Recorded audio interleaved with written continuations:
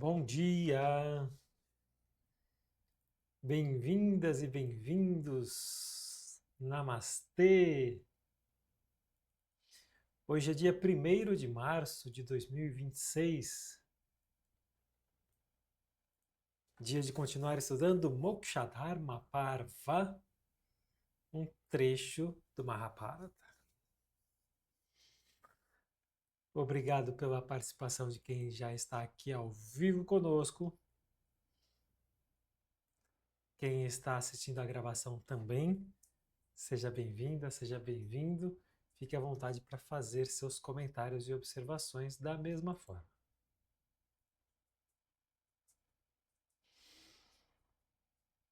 Vamos nós começar com Narayana Gayatri Mantra, um Gayatri Mantra que é dedicado a Vishnu, aquele por quem Bhishma, personagem principal do Mahabharata ou do Mokshadharma Parva, é devoto.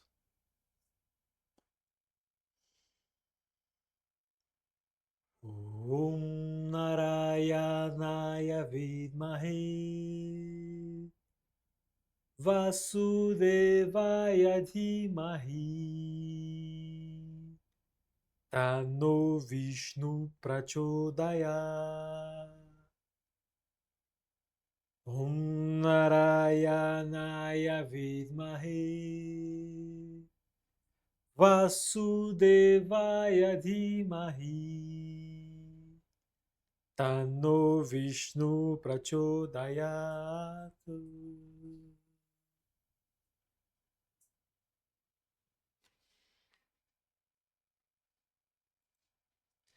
E a homenagem de hoje é a Meher Baba. Meher Baba, um mestre espiritual indiano, apesar de ter raízes árabes, raízes iranianas, se eu não me engano. O Meher Baba, ele fazia um mix de ensinamentos baseados no hinduísmo, mas também no sufismo. E o sufismo é pouco conhecido aqui no Ocidente. Nós falamos muito de hinduísmo e pouco de sufismo. E o sufismo seria um primo não muito distante do hinduísmo, mas sob a árvore do islamismo.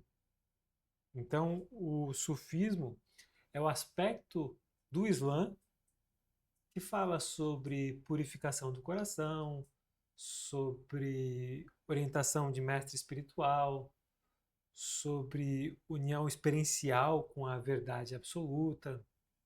Então, tem uma relação próxima com o hinduísmo.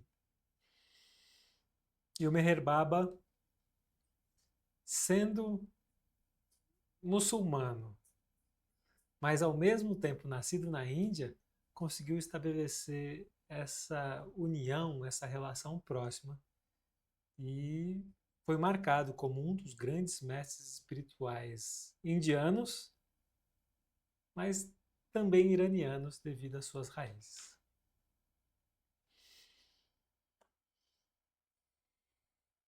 Por meio dessa homenagem ao mestre Meher Baba, oferecemos nossos corações repletos de gratidão a todos os acharyas, gurus, munis e rishis que há dezenas de séculos contribuem para a nossa evolução. É seguindo os passos já trilhados por todos esses grandes mestres que nos aproximamos cada vez mais da plena compreensão de quem realmente somos. Hariom.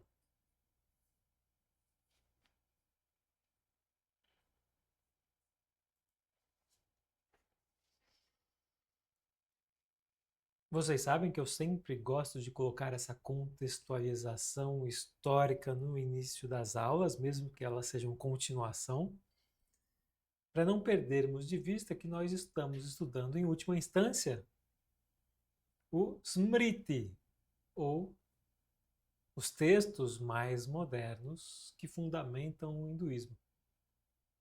Mais especificamente, Itihasas, que são os grandes épicos, mais especificamente ainda, Mahabharata, que é o maior e provavelmente o maior, mais importante dos épicos.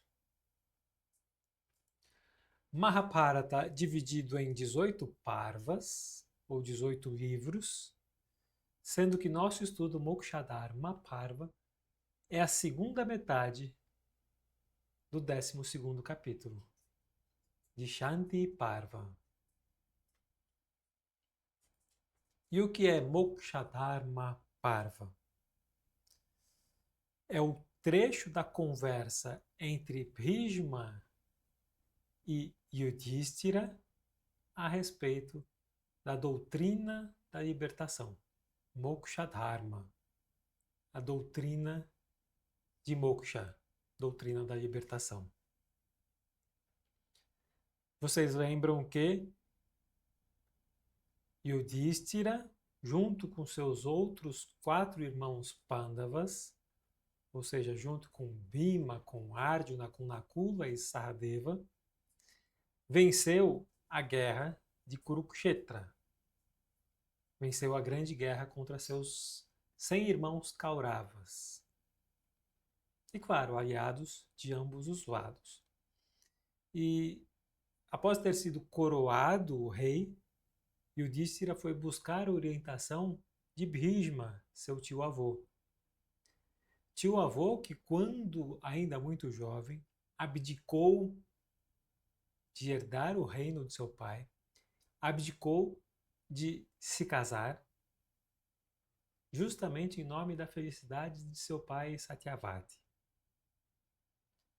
Ao fazer isso, ele foi agraciado por seres divinos com a bênção de poder escolher o horário de sua morte. Então, Bhishma só morreria quando ele quisesse. Então, mesmo transpassado por centenas de flechas de Arjuna durante a batalha, ele permaneceu deitado em sua cama de flechas, aguardando o momento auspicioso de deixar o corpo físico. Nesse diálogo, a primeira parte, Bhishma ensina a Yudhishthira como governar de forma justa, correta e fazer seu povo prosperar. Então, ética, política e economia fazem parte da primeira metade de Shanti Parva. A segunda metade, a doutrina da libertação. Qual foi o último trecho que estudamos de Mokshadharma Parva? Aquele diálogo entre Manu, o progenitor da humanidade, e Brihaspati, o guru dos Devas. O Supremo, que é chamado pelo nome de Nheya, nunca pode ser compreendido por raciocínio devido à sua ausência de atributos. Quando Buddhi se torna livre de atributos, somente então ela pode alcançar Brahman. Mas tal é a natureza de Buddhi que ele se precipita em direção aos atributos e se move entre eles como fogo entre combustível. Teremos a partir de agora continuação do diálogo, nova pergunta de Yudhishthira. Ó avô, ó tu de grande sabedoria, eu desejo ouvir em detalhes sobre aquele de olhos de lótus e indestrutível, que é o criador de tudo, mas que não foi criado por ninguém, que é chamado de Vishnu, que é a origem de todas as criaturas e para quem todas as criaturas retornam. Aquele que é conhecido pelos nomes de Narayana, Hrishikesa, Govinda e Keshava, e que não pode ser vencido por ninguém.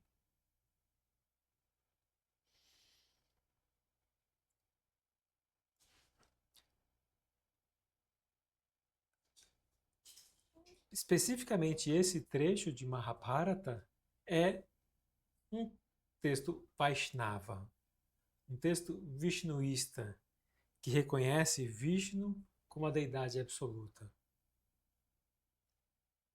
A partir de apesar de em alguns momentos Shiva ser mencionado, destacado no Mahabharata, é Vishnu quem assume o papel principal, até por conta da história que sabemos de Bhagavad Gita.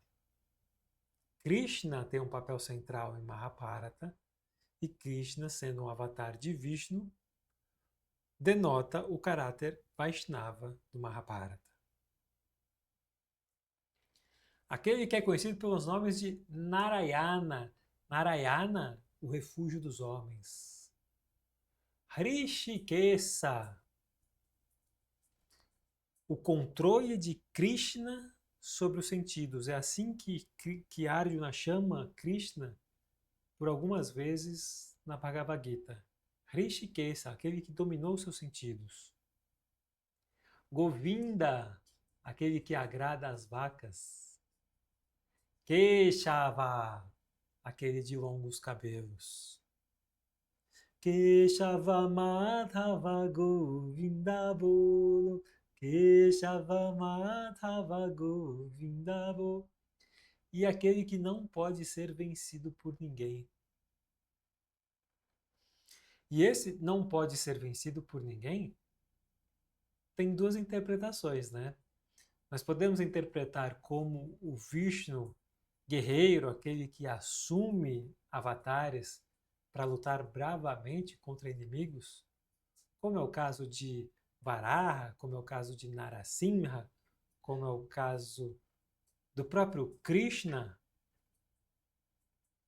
Mas também nós podemos enxergar aquele que não pode ser vencido por ninguém, como aquele que é imutável, aquele que é perene, aquele que não está sujeito às relações do tempo, aquele que é o próprio absoluto. O que Bhishma teria respondido a respeito de Vishnu, de seu grande ídolo Vishnu?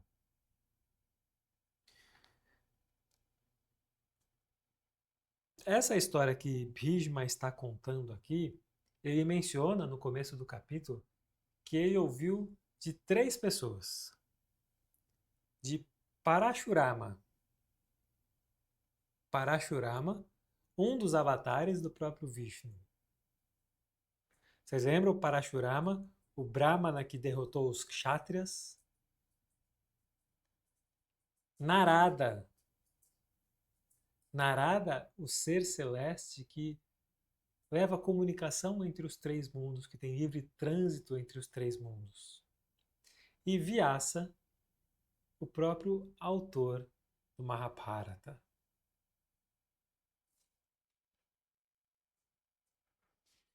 O que eles contaram para Bhishma?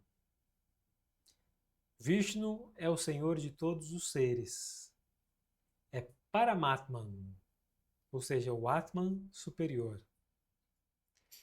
Ele criou os 5 elementos: terra, água, fogo, ar e espaço. Depois deitou-se e passou a flutuar sobre a superfície das águas. Então um lótus extremamente belo, luminoso como o sol, cresceu do seu umbigo. Do lótus surgiu Brahma, iluminando todos os pontos do horizonte com sua refulgência. Então, aquela tradicional passagem mitológica em que Vishnu está deitado sobre as águas do oceano primordial, confortavelmente acomodado sobre Anantashesha, a serpente infinita. E aí ele continua contando a passagem de Madhusudana. Depois que Brahma surgiu do lótus primordial, um grande Asura, uma das principais classes demoníacas, surgiu do atributo da escuridão. O que é o atributo da escuridão? Atributo da escuridão, Tamoguna, ou o Guna Tamas.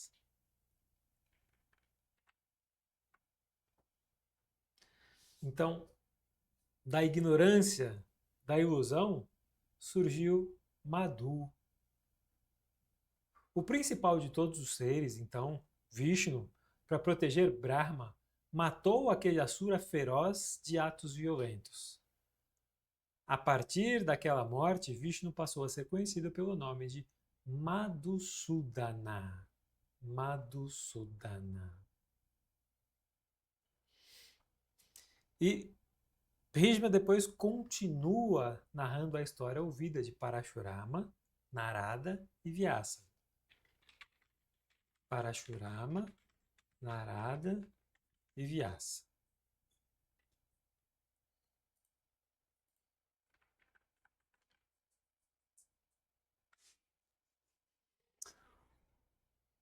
O Bhishma contou que Brahma criou 7 filhos. 7 filhos de acordo com a sua vontade. São chamados de Manasaputras. Putra é filho, Manasa é de mente, vem da mente, é mental. Então, eles são filhos da mente de Brahma. Não são filhos nascidos de corpos físicos, de seres humanos, de um pai que engravidou uma mãe. Não, são filhos da mente de Brahma, Manasaputras. Esses Manasaputras, existem outros, tá? Mas eles são conhecidos como 7 rishis. E vocês sabem que existem inúmeros rishis, não apenas aqueles saptarishis em cada era. Mariti, Atri, Angiras, Pulastya, Pulaha, Kratu e Daksha. Mariti, por sua vez, vocês lembram do Marityasana? Existe Marityasana. Teve um filho chamado Kashyapa, que também é nome de um asana, Kashyapasana. Daksha, por sua vez, teve 13 filhas. 13 filhas. E todas essas 13 filhas são matriarcas da criação. Isso quer dizer que por meio dessas 13 filhas de Daksha, nasceram todos os tipos de seres, incluindo seres divinos, seres terrenos, seres demoníacos. Então, cada uma dessas mães teve uma classe diferente de filhos. Por exemplo, Diti foi a mãe de Asuras. Então, Hiranyaksha, o grande Asura Hiranyaksha, aquele que foi derrotado por Varaha, pelo grande Javavi, é filho de Diti. O Hiranyakashipu, aquele que foi derrotado por Narasimha, o leão, é filho de Diti. E Indra e Vamana, que são devas, são filhos de Aditi. Então, Diti, mãe dos Asuras, Aditi, mãe dos devas. E aí, Kashyapa se casou com todas as 13 filhas de Daksha. Então, Kashyapa é pai dos devas, é pai dos Asuras, é pai dos Dánavas e pai de todas essas classes de seres. Mas Daksha era muito fértil. Então Daksha não se contentou com apenas 13 filhas. Quem é que se contenta com 13 filhas? Então Daksha resolveu ter mais 10 filhas. Bhanu, Lamba, Kukubha, Jami, Vishwa. Todas essas 10 filhas também matriarcas da criação. Só que essas 10 não se casaram com Kashyapa, o filho de Mariti. Essas 10 se casaram com Dharma. Dharma, sim, o mesmo pai do Yudhishthira que está ouvindo a história. Dharma, mais um ser divino criado por Brahma.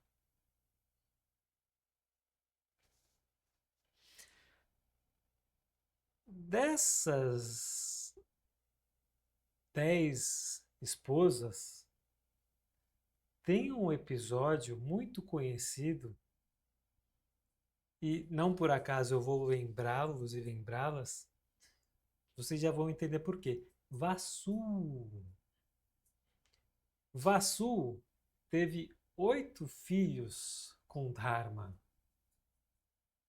E esses 8 filhos, em conjunto, eram chamados de Vasus.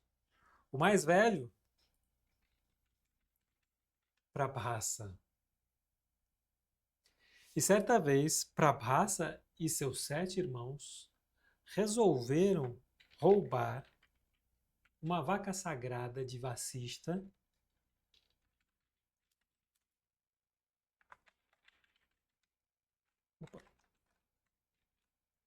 Vasistha.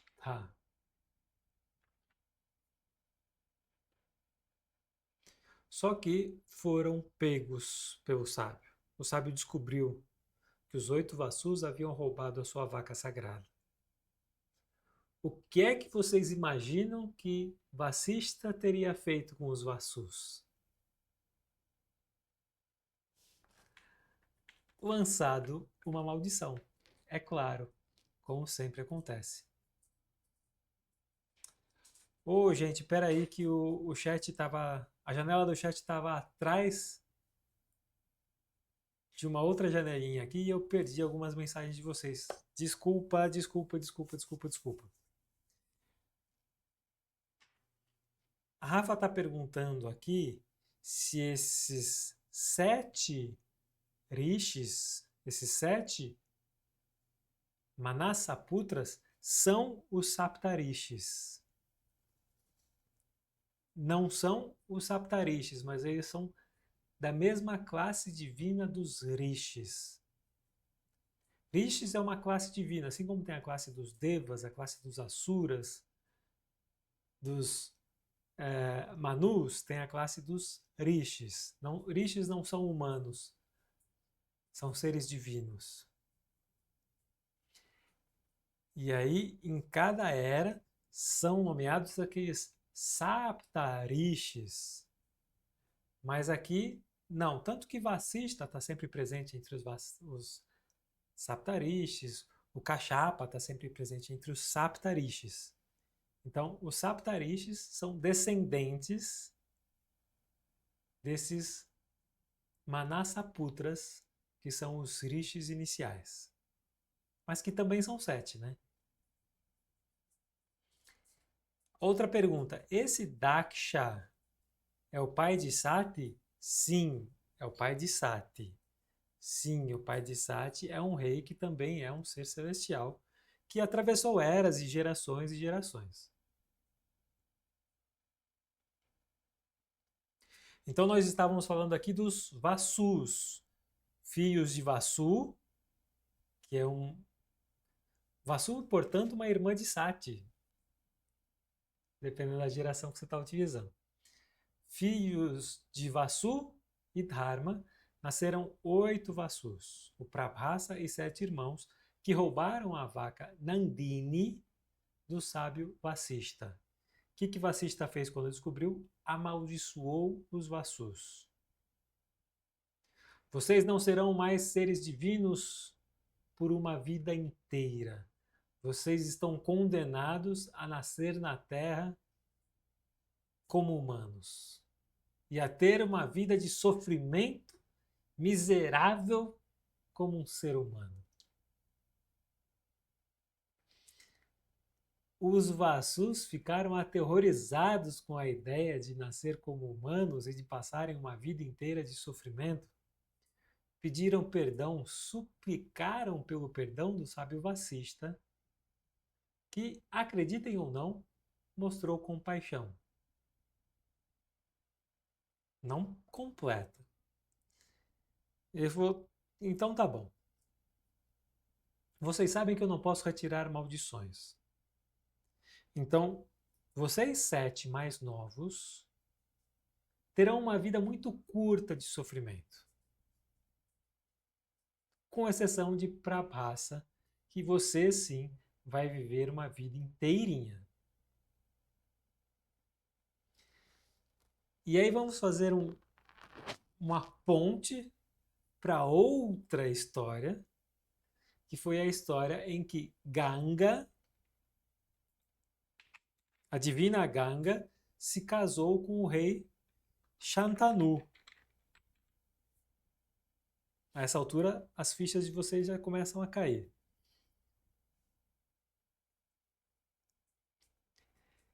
E quando Ganga se casou com Shantanu, ela colocou uma condição. Você jamais, jamais, jamais pode me questionar. O Shantanu, tolo apaixonado, cedeu às vontades de Ganga e se casaram mesmo assim. E aí o que aconteceu? Primeiro filho que eles tiveram, Ganga terminou o trabalho de parto, foi até o rio e afogou seu bebê. O Shantanu ficou aterrorizado, mas não questionou. Segundo filho, mesma coisa, afogou os bebês. Terceiro filho, quarto filho, quinto filho, sexto filho, sétimo filho. Vocês já associaram com a maldição de Vacista aos 8 Vassus. Esses 7 primeiros filhos eram os 7 Vassus, os filhos de Vasu e Dharma, que, com a maldição atenuada, tiveram um nascimento humano, mas um sofrimento muito, muito curto, e retornaram aos planos celestiais. Mas Prabhasa não ganhou esse privilégio.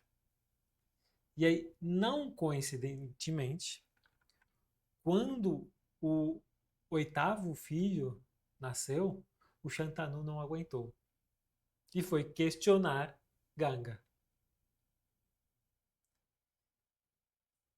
A partir desse questionamento, houve um desentendimento e Ganga lembrou o Shantanu que ele não poderia tê-la questionado. E por isso Ganga abandonou Shantanu e seu filho. Quem é esse 8º filho? O Prabhasa, que foi condenado a ter uma longa vida de sofrimento humano. E vocês lembram quem era o primogênito do Shantanu?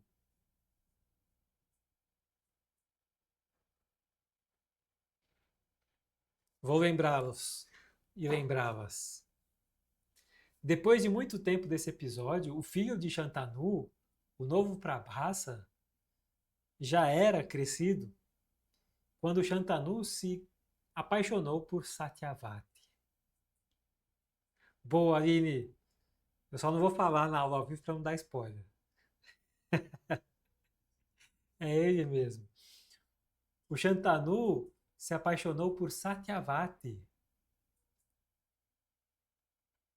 Aquela mesma, mãe de Vyasa. E quando eles foram se casar, quando Shantanu foi pedir a mão de Satyavati em casamento, o pai dela falou que só aprovaria o casamento se os filhos de Satyavati fossem os herdeiros de Shantanu. Só que Shantanu já tinha um primogênito, que não era bastardo, era um filho autêntico. Portanto, o trono já tinha um herdeiro, que era Prabhasa, que não tinha esse nome na época. E aí o Prabhasa, vendo o sofrimento do pai, fez o seu voto. Eu abro mão do trono para que meu pai possa se casar com Satyavati. E aí os filhos de Satyavati seriam os herdeiros do trono.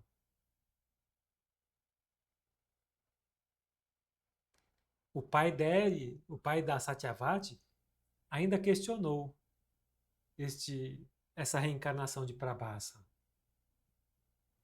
Mas e se você se casar um dia e a sua esposa tentar reaver o trono? Porque o trono é seu por direito. Você está fazendo o voto, mas a sua esposa não.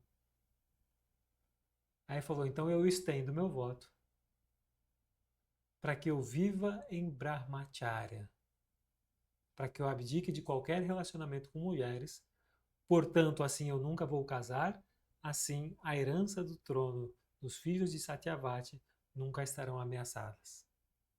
E aí, este filho ganhou as bênçãos divinas para escolher a hora da morte. Esse filho é, portanto, Bhishma, o próprio Bhishma.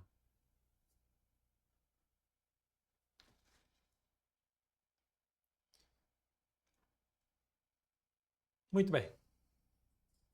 Vocês acham que Daksha parou por aí? Não, Daksha não parou por aí. Daksha resolveu ter mais 27 filhas. Entre essas, a mais conhecida é Rohini. E aqui uma distinção, tá? Essa Rohini, apesar de ter o mesmo nome, não é aquela do Samudra Mantana. A Rohini do Samudra Mantana é Vishnu. Vocês lembram Samudra Mantana no episódio de Batimento do Oceano? Ocorreu uma disputa entre Devas e Asuras, e a Rohini era Vishnu encarnado como a mais bela mulher que já existiu, e essa mulher, por meio de artifícios da sedução, ludibriou os Asuras para oferecer o néctar da imortalidade exclusivamente aos Devas e não aos Asuras. Essa é outra Rohini. Essa Rohini aqui era uma das 27 filhas de Daksha que foram oferecidas em casamento a Soma, que é o filho de Atri. E Soma é a personificação da lua. Personificação da lua, por horas denominada Soma, por horas denominada Chandra. E Rohini era a predileta de Soma. Só que Daksha não gostou nada disso. Porque apesar de Soma fazer Rohini muito, muito feliz, outras 26 filhas de Daksha estavam em sofrimento, porque estavam renegadas. Daksha tentou conversar com Soma. Soma disse que ia dar mais atenção para as outras, mas infelizmente o coração dele era todo de Rohini. Não conseguiu cumprir sua palavra. Daksha se enfureceu, lançou uma maldição.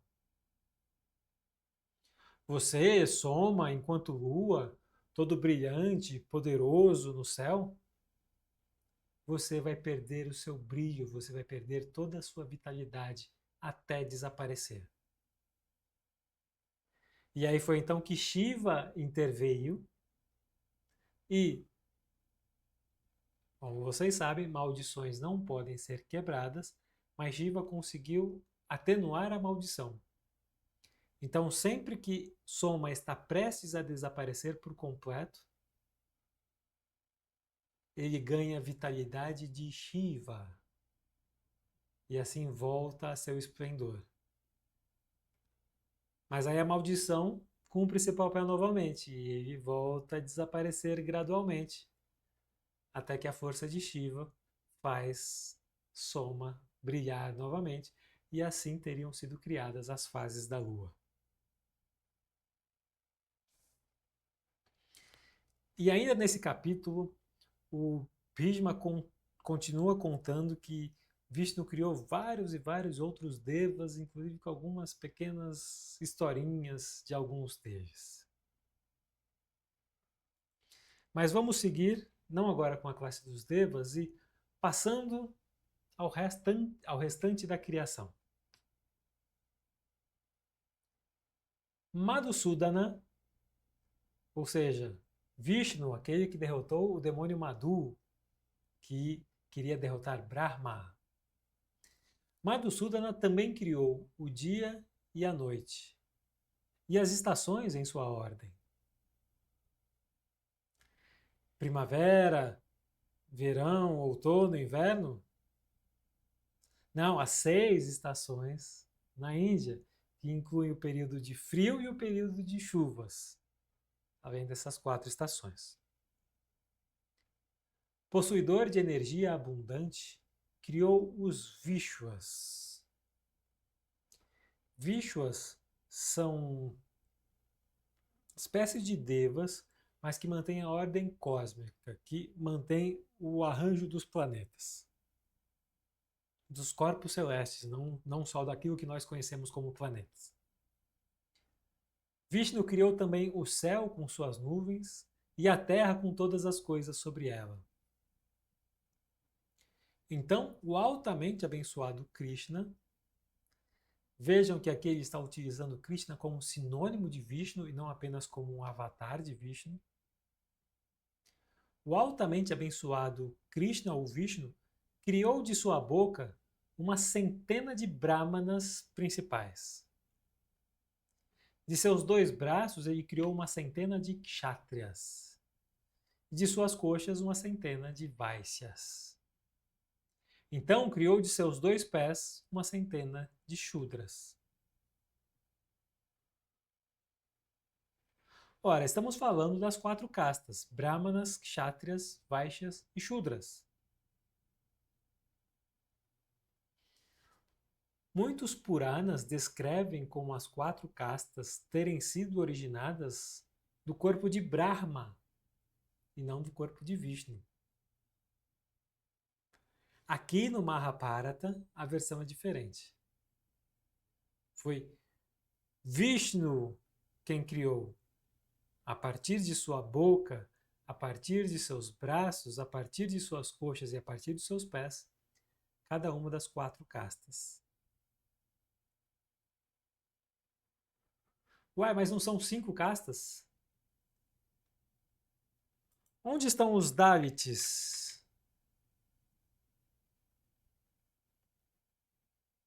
Da onde nasceram os Dalits? Se os Brahmanas nasceram da boca, os Brahmanas são os eruditos.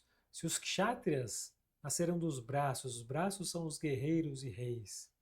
Se os Vaishyas, que são os comerciantes, nasceram das pernas, e os Shudras, que são aqueles que fazem trabalhos manuais, nasceram dos pés, de onde nasceram os Dalits? Vocês não têm idade para se lembrar, mas quem assistiu O Caminho das Índias, uma novela brasileira que falava sobre a cultura indiana e hindu, vocês devem lembrar que o Barruan era um Dalit. Não era um Brahmana, não era um Kshatriya, não era um Vaishya, não era um Shudra. Era um Dalit. Dalit é Avarna. Ou seja, Dalit sequer é considerada uma casta, sequer é considerado um Varna. Dalit é aquele que não tem casta. É aquele que sequer nasceu de Vishnu. Então, é menos do que a última casta, ou o último Varna. Alguém me lembrou, o Barruan era o Márcio Garcia. E a mocinha era a Maia, se eu não me engano, que era a Juliana Paz. A Rafa disse que foi um dia desses Caminho das Índias. Lembramos sim. Foi que 2007, 2008, por aí. 20 anos atrás, um dia desses. Ele era muito bonitão para ser um Dalit, Aline. Ele era muito bonitão. Mas olha só, As castas estão proibidas na Índia, né? Desde 1947. 1948, porque 47 foi a independência da Índia e 48 saiu a Constituição. E essa Constituição proibiu o sistema de castas na Índia. Então, desde 1948, o que dá quase 80 anos, não existe mais o sistema de castas oficialmente na Índia. Então, apesar de ainda haver muito preconceito e muita separação, não é mais uma coisa tão formal quanto era antes. Então, os Dalits e os Shudras, 1947 também foi ontem, eles já conseguem trabalhos, eles já conseguem algum tipo de relacionamento, eles não têm nenhum impedimento legal de se casarem com pessoas de outras castas. Mas o preconceito não sumiu.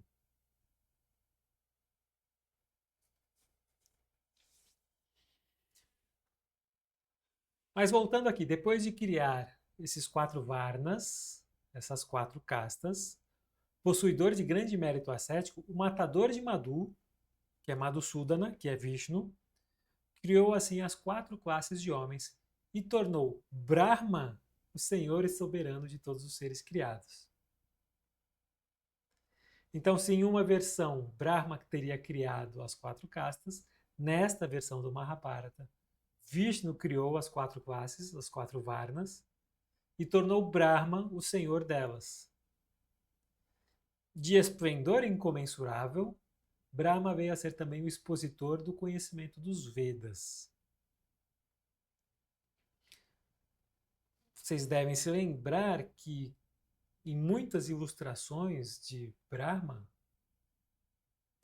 ele é desenhado com uma flor de lótus, com um kamandalu, que é um potinho de água, e com os Vedas nas suas mãos, que são aquelas folhas de palma, aqueles tabletes de folhas de palma. Ele sempre está com os Vedas em suas mãos.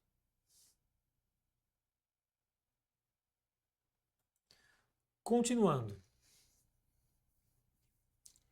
Naqueles tempos, os homens viviam tanto quanto eles escolhiam viver e não tinham qualquer medo de Yama. Yama, o ser divino que personifica a morte. Portanto, não tem medo de Yama é não ter medo da morte em si. E mais, ato sexual não era necessário para perpetuar a espécie. Naqueles dias, descendência era gerada por decreto da vontade. Na era que se seguiu, Treta Yuga, nós estamos falando de Satya Yuga, né? Satya Yuga é a primeira. Treta Yuga, os filhos eram gerados somente pelo toque. As pessoas daquela era ao monarca estavam acima da necessidade de ato sexual. Até então, filhos eram gerados sem ato sexual. Foi na era seguinte, isto é, Dwapara Yuga, que a prática do ato sexual se originou, ó rei, para prevalecer entre o gênero humano. E na era seguinte, a era de Kali, os homens vieram a se casar e viver em pares.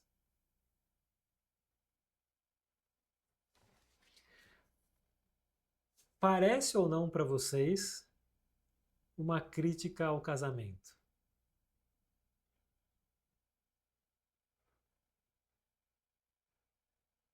Enquanto os seres eram evoluídos, não tinha nada dessa história. Aí foi se criando vício, foi se perdendo virtude, foi se criando vício. Os seres foram evoluindo, regredindo, regredindo, regredindo, até chegar na hora em que eles começaram a se casar.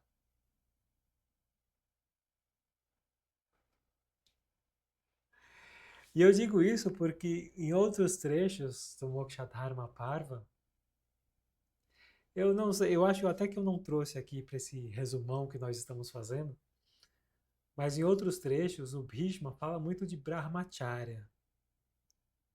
Fala muito da necessidade de viver em Brahmacharya, da importância de alguém que deseja a libertação viver à parte da sociedade, viver recluso, fazer o voto de sannyasa, o voto de renúncia, como o próprio Bhishma fez. Bhishma renunciou um reino inteiro. Bhishma renunciou contato com mulheres e casamento.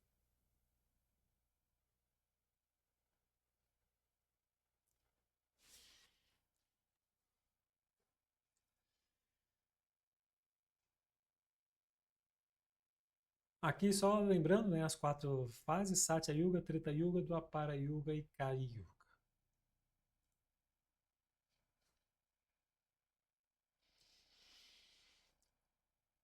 Antes de ler esse trechinho aqui, vou contextualizar. Já estamos em um novo capítulo.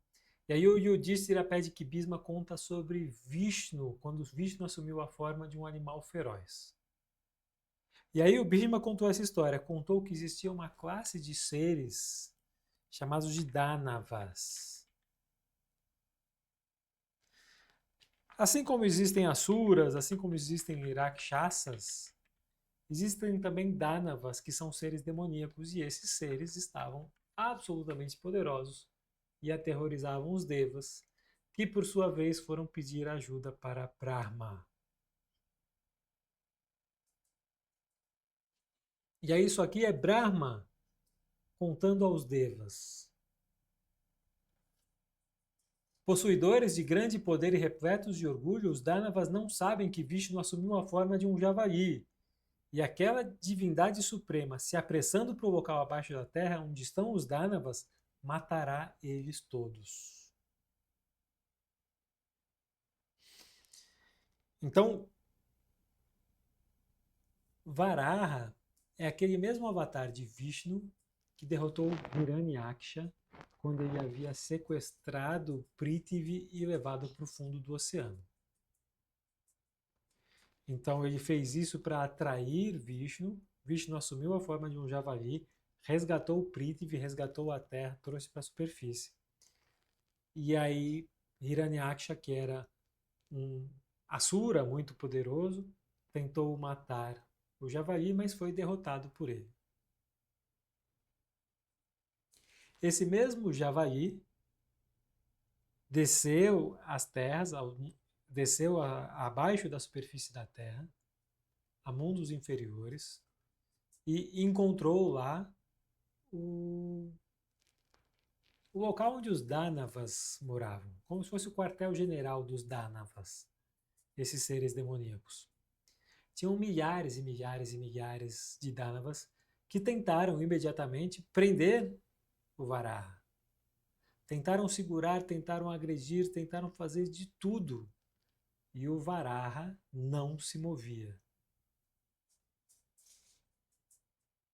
Isso já assombrou os Danavas. Em algum momento, Varaha perdeu a paciência e começou a rugir. E esse rugido do Varaha estremeceu o universo. Não só a morada dos Danavas, mas até mesmo os Devas no mundo celestial sentiram o universo estremecendo. Com o poder do rugido do Varaha, muitos Danavas simplesmente morreram.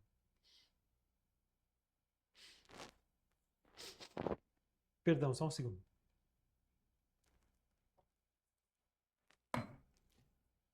Então, muitos morreram só com o som. Inclusive, não sei se vocês viram que falaram que desenvolveram uma arma agora que foi utilizada no ataque contra a Venezuela, uma arma por meio de som, que o som poderoso, o ultrassom, tirou de combate os protetores do Maduro. Achei curioso, porque o Varaha havia matado muitos Danavas simplesmente com o poderoso som de seu rugido. E aí depois, quando terminou de rugir, ele simplesmente terminou o serviço, matando os sobreviventes e destroçando todos os Danavas.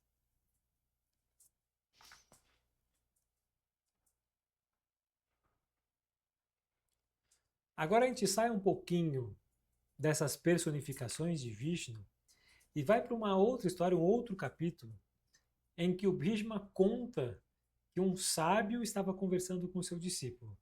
E nessa conversa, o sábio fala sobre Vishnu, sobre Narayana, sobre o Absoluto, sobre a alma, o Atman. Então agora, um pouco menos de mitologia e um pouco mais de filosofia.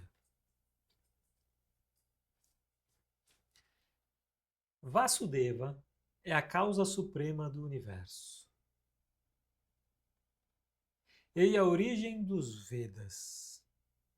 Ele é verdade e conhecimento. É aquele que permeia tudo, eterno, onipresente e imutável. É o manifesto Brahman. Mais uma vez aqui, Vishnu equiparado a Brahman. Vasudeva é a roda do tempo, sem início e sem fim. O universo gira como uma roda dependendo daquele Senhor de todos os seres. Ele criou os Devas, os Rishis, os Yakshas, os Rakshasas, os Nagas, os Asuras e os seres humanos. Ele também criou os Vedas e o Sanatana Dharma. Sanatana Dharma, a lei infinita, o próprio hinduísmo. É o nome filosófico do hinduísmo.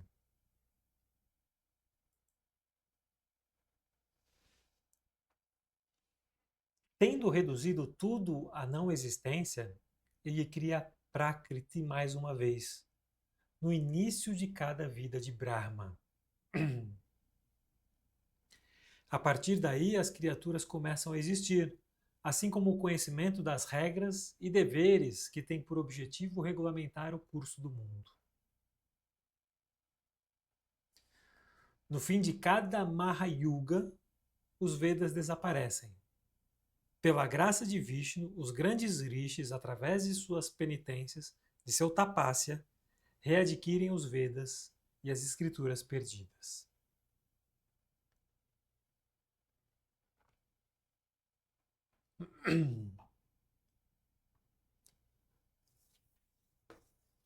Vamos lembrar aqui da separação de eras, porque é sempre uma separação meio confusa para nós entendermos, porque os números são estratosféricos. A Era de Ouro, a Era de Prata, a Era de Bronze e a Era de Ferro. Todas elas juntas constituem um Mahayuga. Um Mahayuga é composto dos 4 grandes yugas.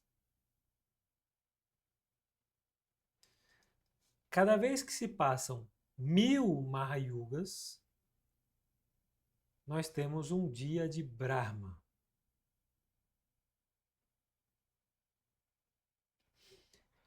Cada vez que se passam 100 anos de Brahma, nós temos uma vida de Brahma. Então isso vai multiplicando, né? Exponencialmente. E aí o que acontece? A cada Mahayuga, os Vedas desaparecem e surgem novamente. São compilados novamente por Vyasa. Só que isso aqui é só um Mahayuga. Cada 1000 Mahayugas é um dia. A cada 360 dias é um ano. A cada 100 anos é uma vida de Brahma. Então, a cada 100 anos de Brahma, ou seja, 100 vezes 1000 vezes esse número estratosférico,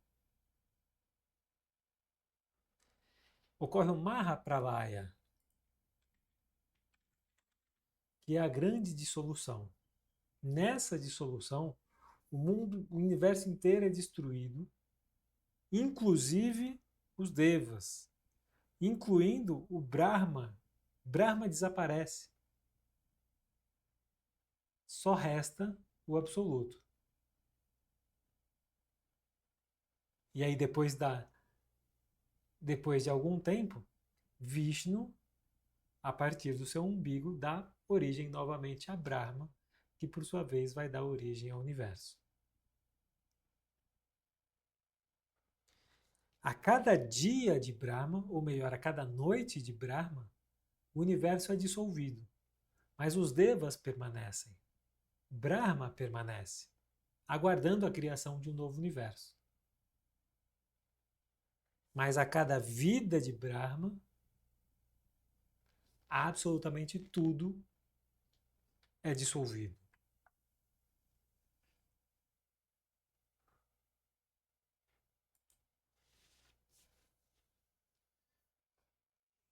Quando a matéria primordial, Prakriti, como havia sido criada na tela anterior, produz existências através da energia primordial, o universo com todas as suas potências começa a fluir disto. De uma lâmpada acesa, milhares de outras lâmpadas podem ser acesas. Da mesma maneira, a matéria primordial produz milhares de coisas existentes. Por causa de sua infinidade, a matéria primordial nunca se esgota.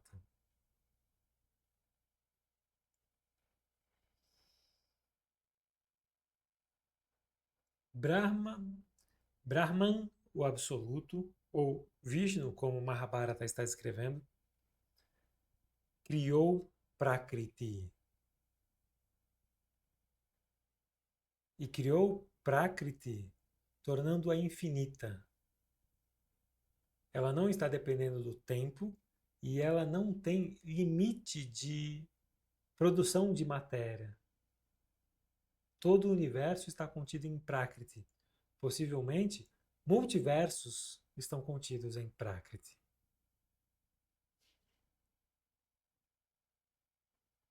E aí no capítulo seguinte ele começa a falar de Atman ou da alma eterna. Atman é eterno, é indestrutível, se encontra em todas as criaturas. Ele é a causa da mente. O Atman é sem atributos.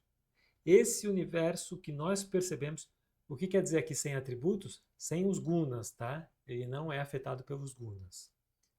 Esse universo que nós percebemos foi declarado como sendo devido à ignorância ou ilusão. A alma ou o Atman, quando vem a ser associado a essa ignorância, é levado ao estado de se envolver em ações. Então, o Atman, na verdade, não se envolve em ações, ele se mantém como testemunha. Devido à ignorância, ele é erroneamente associado às ações. É erroneamente interpretado como aquele que age. Por causa disso, a enorme roda da existência gira, sem início e sem fim, impulsionada por Radyoguna, ou o atributo Rajas, o dinamismo, a paixão. Na união de causa e efeito, aquelas ações outra vez se tornam novas causas. Então, aquela roda incessante de ação e reação. A roda de samsara é impulsionada pela lei do karma. Porque nós agimos, contraímos karma, que é o potencial para a reação. Nessa reação, surgem novas ações.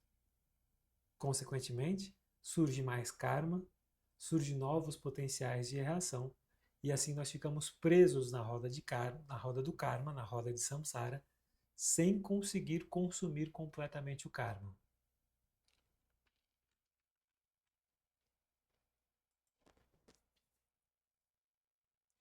Como poeira seguindo o vento que a move, o Atman, ou a alma, privada de corpo, mas dotada ainda de inclinações nascidas de Rajas e Tamas, e com princípios de causas constituídos pelas ações da vida que acabou, se move adiante, seguindo a direção que a alma suprema da Eva. Aline lembrando aqui que esse é um grande ensinamento do Mahabharata, da guerra, exatamente. Aliás, para mim, Moksha Dharma traz a parte filosófica relevante do Mahabharata. Então vamos entender aqui. O Atman, privado do corpo, ou seja, quando o corpo físico morre, o Atman ainda está dotado de inclinações nascidas de Rajas e Tamas e com princípios de causas constituídas pelas ações da vida que acabou. Ou seja, vamos usar o conceito do Adi Shankaracharya quando ele fala de corpo sutil. Quando o corpo físico morre, o corpo sutil, composto pelos samskaras e ainda impregnado de karma potencial, ou seja, todas as ações foram feitas nessa vida e anteriores, mas ainda não, a reação ainda não se manifestou. Então o karma ainda está latente. Isso se desprende do corpo e acompanha Atman em direção a uma nova vida, a um novo nascimento, a um novo corpo. E ela faz isso orientada, seguindo a direção da alma suprema, ou de Brahma, ou do Absoluto. Ela encontra outro corpo. Mas a alma, ou esse Atma, no entanto, nunca é verdadeiramente tocado por aquelas inclinações e propensões. Então, por mais que a nossa mente, Buddhi, o corpo sutil como um todo, esteja sujeito a Sattva, Rajas e Tamas,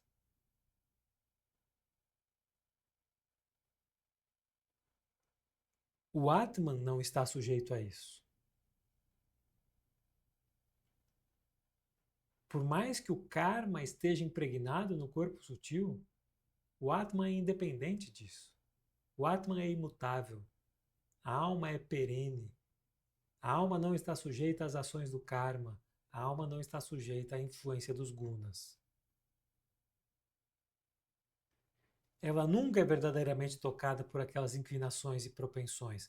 Ninguém deve presumir que a alma, por sua aparente união com o corpo, com os sentidos e com as outras propensões, é realmente dotada deles como suas qualidades necessárias absolutas.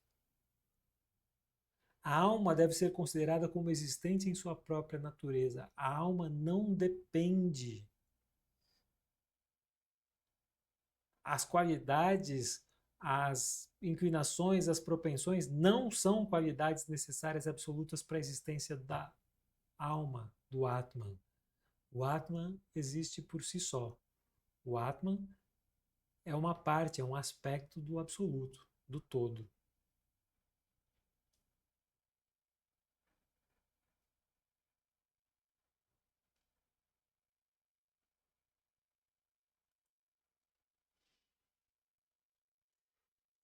Em outro capítulo, agora não é ninguém contando história, tá? Agora é o próprio Bhishma.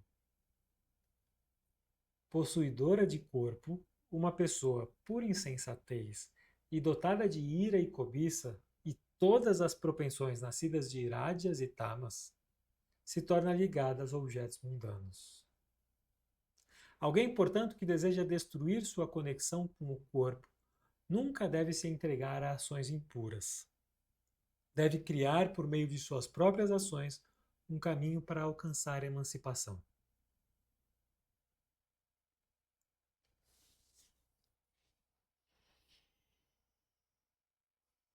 Possuidora de corpo, uma pessoa por insensatez e dotada de ira e cobiça e todas as propensões, se torna ligada aos objetos mundanos.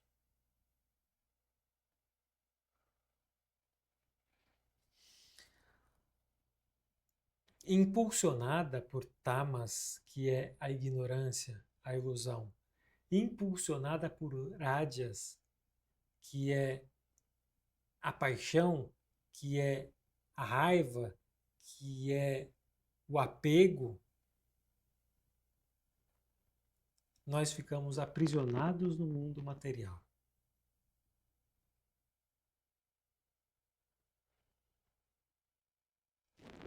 A ira e a cobiça são atributos, são consequências do atributo de rádias. Rádias leva a raiva, leva a ira. Rádias leva a apego e, consequentemente, cobiça. Rádias leva a necessidade de se realizar desejos, de se conseguir satisfazer os objetos dos sentidos.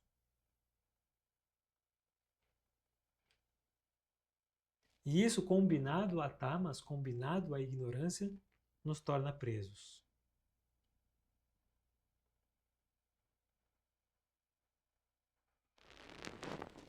Se você quer destruir essa conexão, você não pode se entregar a ações impuras. Ou seja, ao invés de se submeter a rádias e tamas,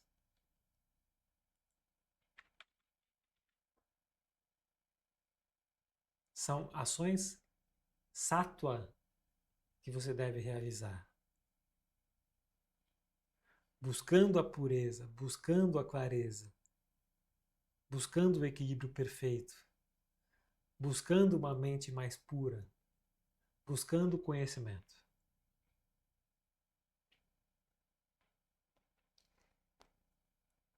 São as ações sattva, é a mente funcionando sob o atributo de sattva que você vai abrir caminho para chegar em moksha, para chegar na libertação.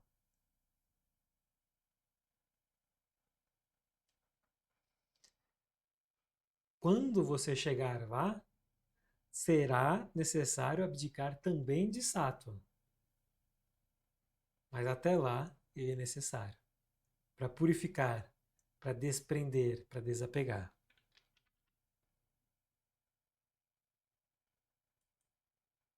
E ele continua o ensinamento. Como o ouro, quando unido com o ferro, perde sua pureza e falha em brilhar, assim mesmo o conhecimento, quando coexistindo com apego a objetos mundanos e outros defeitos, falha em manifestar seu esplendor.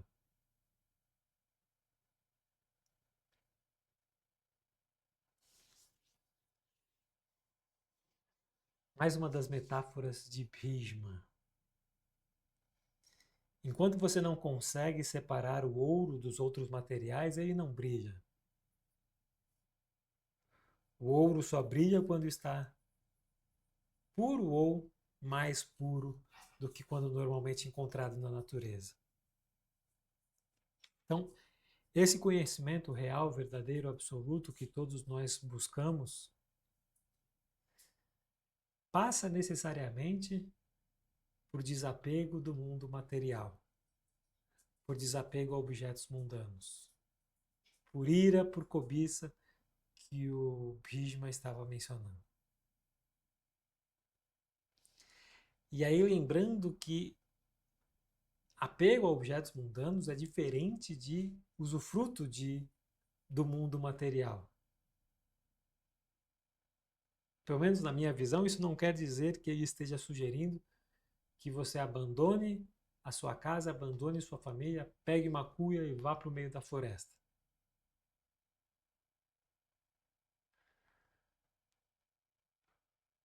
Esse estilo de vida de sannyasins,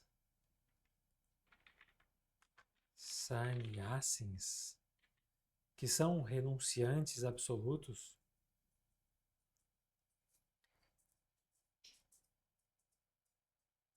podem ser o exemplo de yogis? Podem.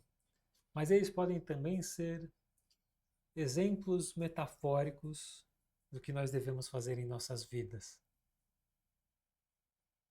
Então, o ato de renunciar ao apego da sua casa não implica necessariamente em abrir mão dela. Abandonar a sua casa e ir morar em uma floresta silenciosa pode significar o ato de você abdicar da necessidade de ter uma morada confortável para ser feliz. O ato de você perceber que as suas necessidades básicas são muito, muito, muito menores do que aquelas que você provavelmente já tem. Imagino que isso não seja verdade para todos os humanos e todos os seres, mas a grande maioria já tem a segurança, a estabilidade, o alimento para para sobreviver. Então isso seria considerado necessidade básica.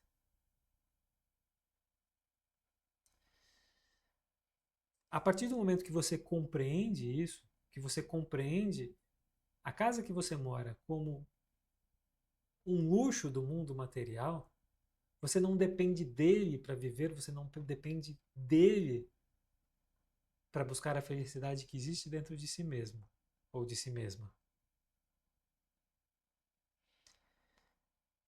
Então, abrir mão do apego à sua casa, eu estou usando a casa como um exemplo, vocês entendem? É mudar uma chave aqui dentro. Não necessariamente sair de casa e ir para a floresta.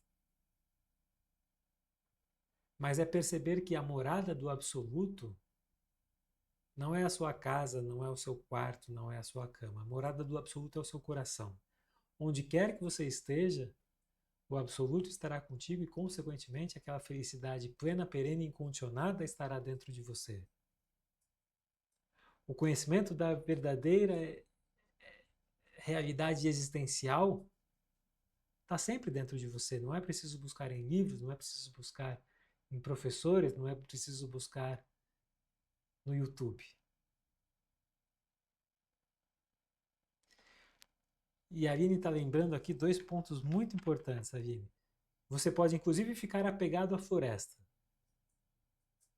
Pode. Numa das aulas anteriores, eu já contei aqui, quando o... Ai, me fugiu aqueles dois personagens. Era o marido e a esposa.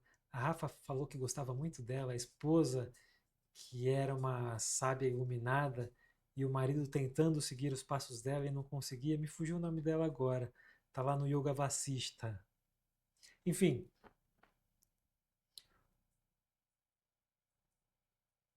deixa eu lembrar da história. O marido vai para a floresta e aí ele senta num tronco. Chaluda.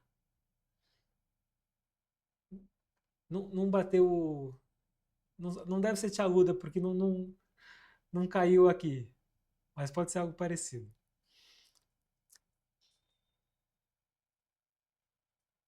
Esse sábio ia todos os dias. Ele encontrou um espaço na floresta. O sábio não, o homem tentando desapegar. Nossa, eu tô confundindo tudo. Essa é outra história. Mas eu vou contar mesmo assim. E aí ele era casado, a mulher dele se iluminou, aí ele não se iluminou. Aí ele, nossa, vou abandonar tudo, abandonou o reinado, foi pra floresta. E aí a mulher dele se disfarçou de homem, uma pessoa assim que ele não conhecia, e foi conversar com ele. Aí disse, ó, você não precisa ir para a floresta para se iluminar, você pode se iluminar dentro da sua vivência, dentro do seu universo sendo rei. Aí ele pega e volta da floresta e regressa. Ele Pô, tinha uma ideia fixa, só precisava ser de um jeito, seguir um caminho. boa. Essa é a história do Yoga Vassista, que eu ainda não lembrei o nome dela, nem dele. Mas tudo bem, eu estava confundindo com outra história, que é um, um sannyasi que foi para a floresta porque ele tinha a intenção, a firme intenção de enxergar, de se encontrar, de presenciar Shiva. É outra história, tá? Não tem nada a ver com essa vacista. E aí ele encontrou uma moradia na floresta, tinha um toco do tronco de uma árvore no qual ele se sentava e ficava lá meditando, dia após dia, noite após noite. O único momento que ele se levantava era para ir fazer suas abluções matinais. Então, quando amanhecia, ele ia até o rio, fazia as abluções, né, as suas preces, e voltava para se sentar no tronco. E ele queria que Shiva aparecesse para ele, queria que Shiva aparecesse para ele, queria que Shiva aparecesse para ele. Até que, em um determinado dia, ele levantou, foi fazer as suas abluções, e quando voltou, quem estava sentado no tronco dele? O próprio Shiva.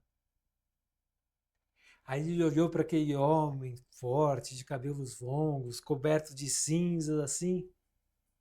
Eu não acredito, eu não acredito. O que você está fazendo sentado no meu tronco? Então ele não tinha nada, mas estava pegado ao próprio tronco. Então é o que a Aline falou. Não basta ir para a floresta, porque você pode manter o seu apego mesmo lá. Ou ir para a floresta e nunca desapegar da sua casa. Esse tem outra história que. Não vou lembrar. Estou mal de lembrar histórias hoje. Mas que tinha o sábio e o discípulo que. Não vou lembrar. Peço desculpas por isso. Se eu contar mais ou menos, não vai ter o efeito. Mas você pode abandonar, mas o seu pensamento continuar na sua casa. O pensamento continuar na sua família. O pensamento continuar nos seus entes queridos. Isso não é renúncia, isso não é desapego. Isso é separação. Separação forçada.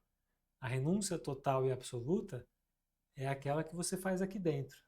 Não porque você deixa de amar, não porque você deixa de respeitar, mas porque você entende que aquela relação é passageira, que aquela relação é uma relação ilusória, porque em última instância, tudo é o absoluto, tudo é uma coisa só, tudo é unidade. Então não faz sentido sofrer por separações e se regozijar com reuniões. E em paz, tranquilo.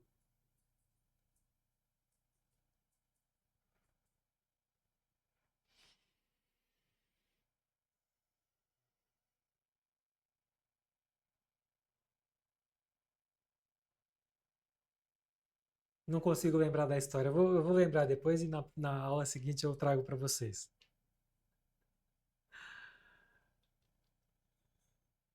Vamos ficando por aqui. Na aula que vem a gente retoma a nossa conversa, a nossa discussão com o Mokshadharma.